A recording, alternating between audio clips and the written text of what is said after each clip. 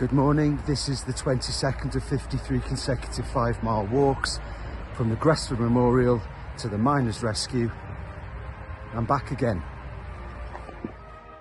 A big thank you to big Wrexham fan and ex-Boris Park Albion teammate Scott Morton, who's known as C. Scotty on Twitter, who sent me a 2012 Radio 4 broadcast from a series called Soul Music about a piece of music called Gresford, the Miners' Hymn. The hymn is a British hymn without words that's usually played by brass bands, particularly at the funerals of miners. It's famed for making congregations cry and is a significant and meaningful part of British mining heritage.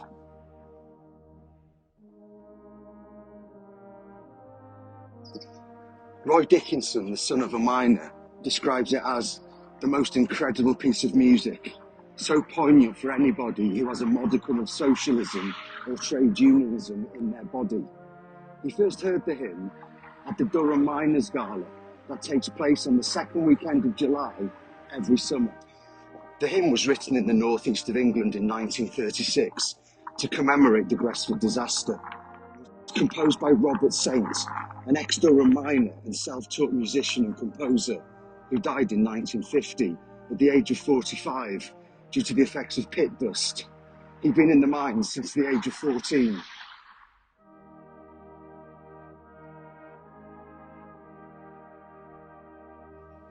The Gresford tragedy moved Robert Saint so deeply that he was inspired to compose the hymn. To him, the Gresford dead were not strangers.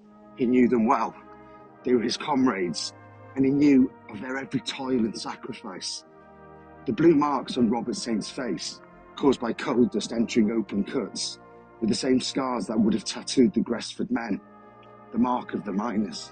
Andrew Saint, his grandson and himself an accomplished musician and educator, believes the tragedy reached deep into his grandfather's soul, and he's well placed to break down the effectiveness of his composition and how it creates such a sadness.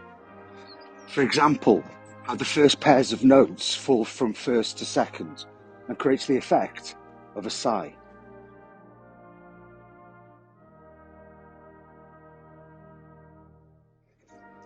Then the same notes are repeated, but the first note is lengthened to symbolise a weariness, perhaps a weariness associated with the physical and mental toil of the job, the never-ending death toll of mining disasters and grief.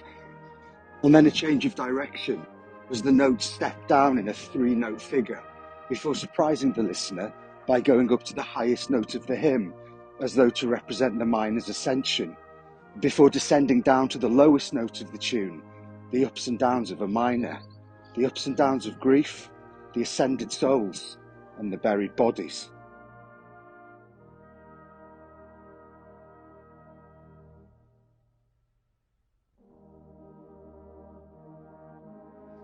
As one person commented on social media, this beautiful hymn should remind us all that the price of coal will never be repaid.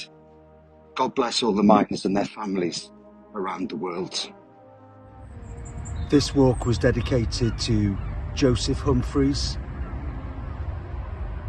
Thomas Husbands, Ernest Jarvis, William Jenkins and Percy Johns. And today's song is Gresford, the Miners' Hymn by Robert Saint.